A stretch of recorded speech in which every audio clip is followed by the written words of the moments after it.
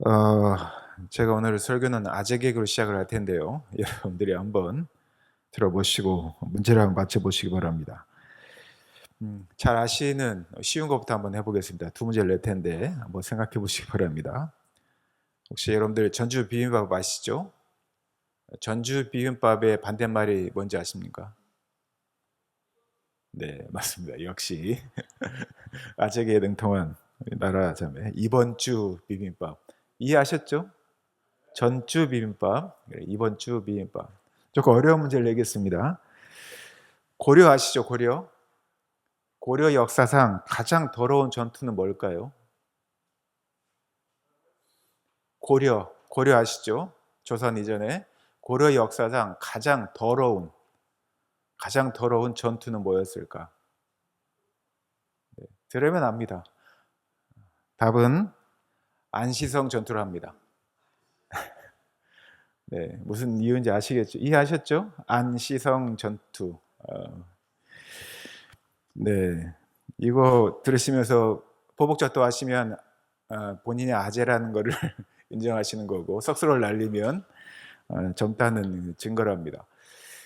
제가 아재 개그를 처음에 여러분들에게 문제를 낸 이유는 이 아재 개그의 가장 중요한 점은 웃기다는 것보단 썰렁하다는 겁니다. 썰렁한데 웃긴 거죠.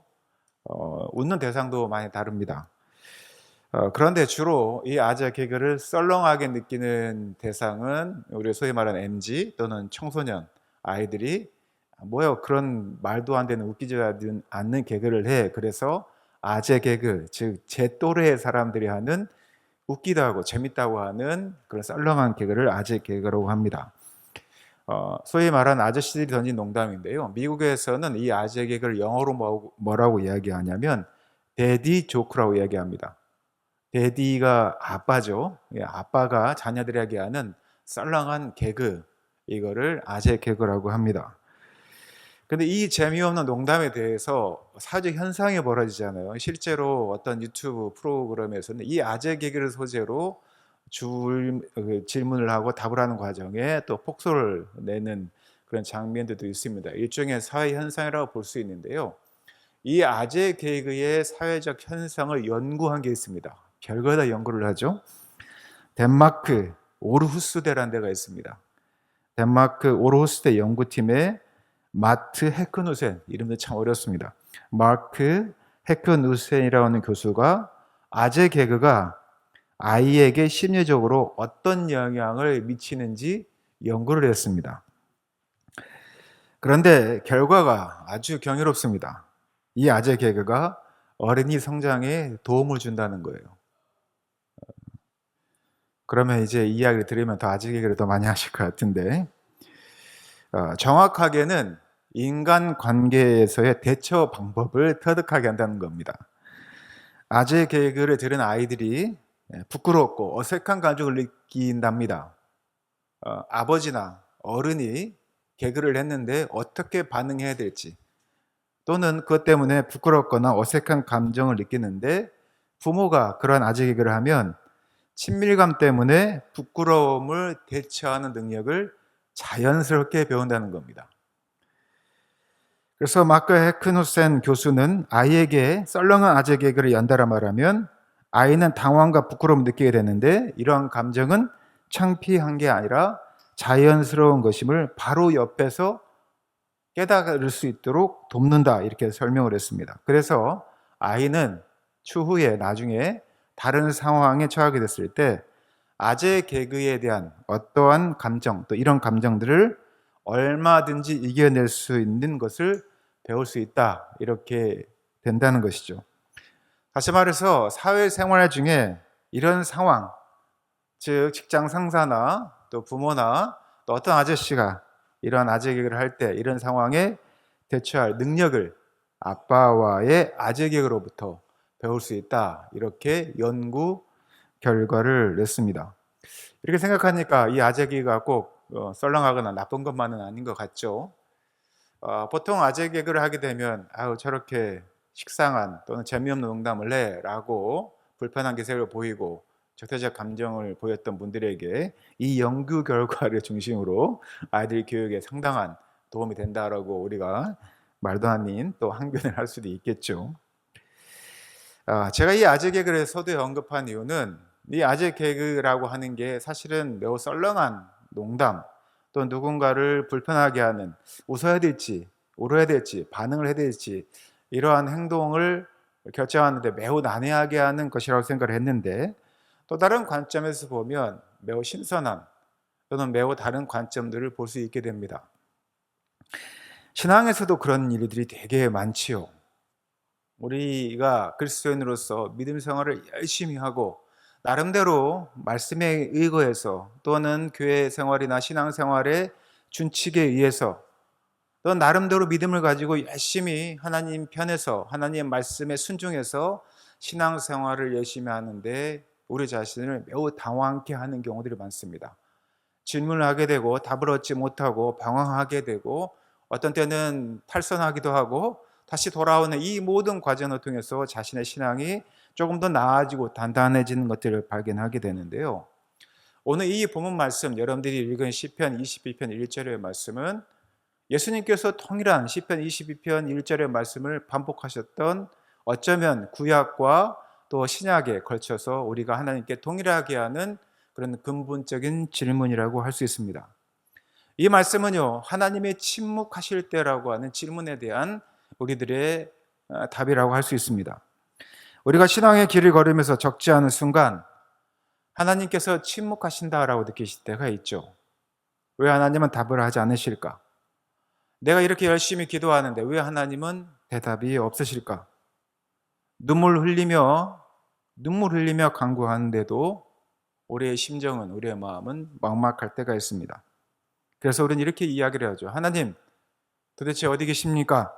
왜 나를 외면하십니까? 라고 항변하고 질문을 합니다. 다윗도 같은 질문을 했고요. 오늘 시편 22편의 이 저자도, 이 성도도 고난에 빠진 그 상황에서 하나님께 똑같은 질문을 하는 거예요. 하나님, 어찌하여 나를 버리셨나이까? 어찌 나를 멀리하여 돕지 아니하시며 내 신음소리를 듣지 아니하십니까? 라고 절규하고 있는 모습입니다.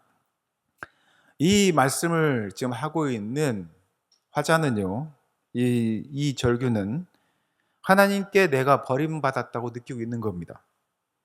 그리고 그 마음이 깊은 어두운 가운데 있는 겁니다. 그리고 이 절규는 결국에는 성경 속에서 하나님의 가장 위대한 구원의 역사를 이루어졌음을 보여주고 있습니다. 종교개혁의 선두주자라고 할 수 있는 분이 마틴 루터죠.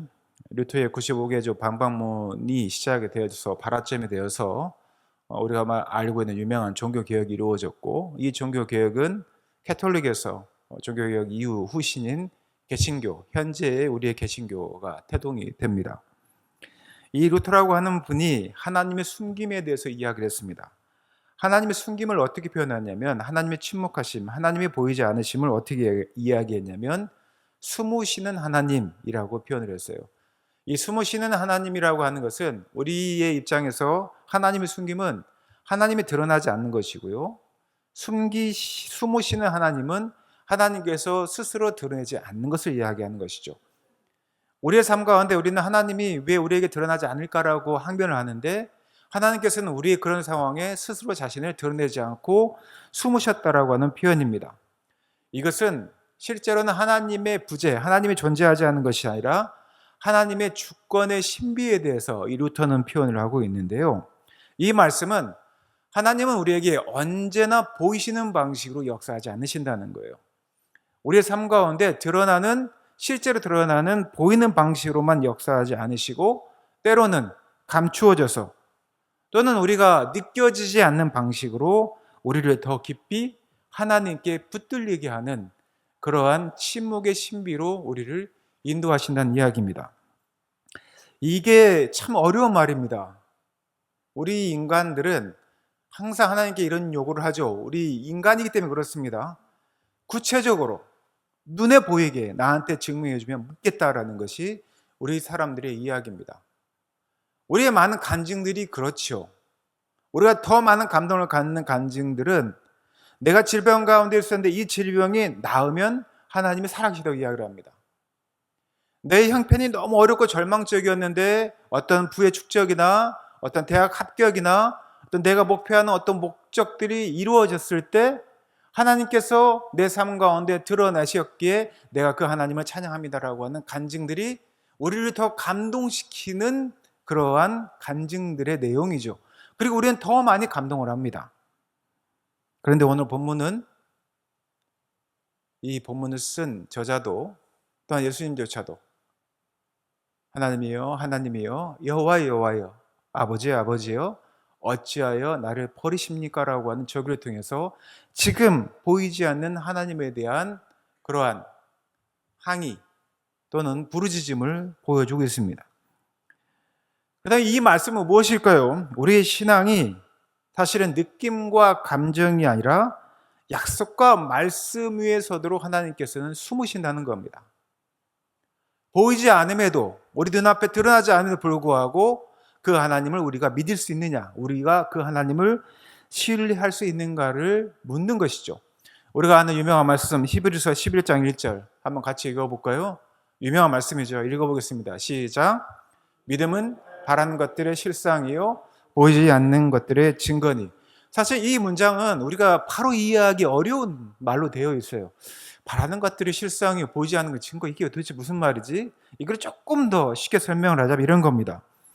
믿음은 우리가 원하는 것이 진짜로 이루어지게 하는 힘이고 또 눈에 보이지 않아도 그것이 사실이라는 것을 알게 해주는 확실한 증거다. 이 말씀이 오늘 히브리서 11장 1절의 말씀을 풀어낸 말입니다. 우리가 원하는 것이 진짜로 이루어지게 하는 힘이고 또한 눈에 보이지 않아도 그것이 사실이라는 것을 알게 해주는 확실한 증거. 바로 그것이 우리가 가진 진짜 믿음이라는 겁니다. 하나님이 보이지 않을 때 그분은 가장 깊은 곳에서 우리를 다루고 계시는 분이라는 것이죠. 그런데 사실 이런 믿음을 갖기가 쉽지 않습니다. 왜요? 우리는 인간이기 때문에. 어렵습니다. 성경에 보면 그럼에도 불구하고 하나님을 믿고 신뢰했던 인물들이 있습니다. 창세기 39장에서 41장에 보면 아주 유명한 인물이 등장을 하죠. 요셉입니다. 야곱의 11번째 아들이었던 요셉은 형들의 시기를 받아서 애굽에 팔리게 되죠. 그리고 그는 고난의 기간을 가게 됩니다. 감옥에서 어둠의 세월을 억울하게 보내게 됩니다. 그러나 하나님은 그를 애굽의 총리라는 길을 준비하셨습니다. 엘리야는요, 광야의 고독 속에서 열왕기상 19장에 보면 엘리야는 광야의 고독 속에서 죽고 싶은 절망에서 차라리 죽여달라고 했었던 그 상황에서 하나님의 세미한 음성을 듣고 다시 용기를 내어 앞으로 나아갑니다. 세미한 음성을 듣고 절망스러운 상황에서도. 북이스라엘과 남유다가 멸망하고 난 후에 400년 동안 이스라엘은 암흑기를 겪습니다. 400년의 하나님의 침묵기를 겪게 되죠. 그러나 이 400년의 침묵기 이후에 그들은 예수 그리스도의 오심을 맞이하게 됩니다. 400년이라는 기간은 결코 짧지 않은 시간이죠. 그러나 요셉과 엘리야와 또 이스라엘 역사에 임하셨던 하나님의 침묵은 언제나 구원의 이야기가 익어가는 그런 침묵의 시간들이었습니다. 오늘 여러분들이 읽은 시편 22편 1절의 말씀은요, 마태복음 27장 46절에 다시 등장을 합니다. 한번 같이 읽어볼까요? 마태복음 27장 46절입니다. 한번 읽겠습니다. 시작. 제 9시쯤에 예수께서 크게 소리질러 이르시되 엘리 엘리 라마 사박다니 하시니 이는 곧 나의 하나님 나의 하나님 어찌하여 나를 버리셨나이까 하는 뜻이라. 여러분들이 방금 읽었던 오늘 본문 시편 22편 1절과 똑같은 말씀이시죠. 이 말씀을 예수 그리스도께서 지금 십자가상에서 다시 반복하시는 겁니다. 그러니까 지금 시편 22편 1절에 있는 말씀을 인용한 말씀이기도 하지만 이 말씀에 적은 화자와 동일한 마음으로 하나님의 침묵에 대해서 이야기하고 있는 거예요. 엘리 엘리 라마 사박단이라는 이 말은 이 아람어와 히브리어가 혼용된 말입니다. 그 당시 예수님이 쓰셨던 당시의 말은 아람어였고요. 또한 그들이 쓰던 주로 그 언어가 히브리어였습니다. 이 히브리어와 또 아람어를 섞은 엘리엘리 사박다니의 뜻이 무슨 뜻이라고요? 나의 하나님, 나의 하나님, 어찌하여 나를 버리시나이까? 나의 구원이 어디에 있습니까? 왜 나를 버리셨습니까? 라고 항변하는 예수 그리스도의 외침이라고 볼 수 있습니다. 즉 하나님께서 나를 버렸다고 느껴지는 그 절규, 시편 22편 1절의 화자와 그리고 예수 그리스도께서 동일한 말씀을 하고 계시는데 이 침묵 뒤에는 뭐가 있었죠? 부활이 있습니다. 이 침묵 뒤에는 부활의 새벽이 이르렀다는 것입니다. 다시 말하면 하나님께서 스스로 숨으신 이 침묵은 심판이 아니라 구원의 길이었다는 것이죠. 침묵은 멀어짐이 아니라 사랑의 깊어짐이었다는 것입니다. 침묵은 실제로 하나님의 부재가 아니라 사랑의 언어였다는 것입니다. 그 시간을 올곧게 기다리고 하나님 신뢰하는 그런 시간들이었다는 것이죠. 우리가 고난의 자리에 있게 되면 하나님께서 즉시 응답하지 않으심으로 우리는 매우 힘들어합니다. 우리의 감정이 휘몰아치기 시작을 하죠. 그러나 우리의 신앙은, 본래의 신앙은 감정에 좌지우지되는 것이 바른 신앙이 아닙니다. 우리가 하나님 앞에 올바로 세워지는 신앙은 신뢰의 신앙입니다. 그럼에도 침묵함에도 불구하고 응답하지 않음에도 불구하고 그 신뢰의 신앙으로 이끌기 위해서 하나님께서 우리를 침묵 가운데 두신다는 것이죠. 우리의 감정은 흔들리지만 하나님의 약속은 흔들리지 않기 때문입니다. 그리스도인들에게 이러한 믿음의 단계로 이러한 신앙으로 가는 건 쉽지 않습니다. 물론 우리는 인간이기 때문에 수없이 감정의 소용돌이에 빠져들어갑니다. 저도 마찬가지입니다. 제가 믿음이 매우 단단한 줄 알았는데 어떤 사건을 접하게 되면 내 감정이 흔들린 것을 보게 됩니다. 또 하나님께 예수님처럼 또는 시편의 오늘 본문의 저자처럼 하나님 왜 침묵하십니까? 하나님 왜 저를 버리십니까? 왜 하나님 이 성도를 버리십니까? 라고 하는 그러한 침을 끊임없이 합니다. 그럼에도 불구하고 하나님은 우리에게 당신의 신뢰하라고 이야기하십니다. 그리고 신뢰로 우리를 이끌어 가십니다. 이사야서 40장 31절 말씀 한번 같이 읽어볼까요? 우리의 믿음의 고백이 이랬으면 좋겠는데요. 함께 읽겠습니다. 시작. 오직 여호와를 앙망하는 자는 새 힘을 얻으리니 독수리가 날개치며 올라감 같을 것이요 다른 박질하여도 곤비하지 아니하겠고 걸어가도 피곤하지 아니하리로다. 침묵 가운데서도 하나님을 기다리는 것은 이 기다림은 신앙의 근육을 세워가는 과정입니다. 우리가 원하는 결과를 얻지 못한다 할지라도 하나님의 방법이 무엇인지를 기대하고 기다리고 신앙의 근육을 키워가는 과정, 근육을 세워가는 과정. 우리 힘듦이 어려움이 우리를 비록 감정을 요동치게 할지라도 하나님 신뢰함으로 그 안에서 하나님과 함께 즐거워할 수 있는 또한 그것을 받아들이며 어떻게 해야 될지 대처하는 그 바로 신앙이 바로 신학의 근육을 세우는 과정입니다. 보이지 않는 순간 하나님은 우리 안에서 믿음이라는 뿌리를 더 깊이 내리게 하시는 것이죠. 사랑하는 제일교회 성도 여러분, 사실 하나님은 침묵하는 것 같지만 침묵하고 계신 것이 아닙니다.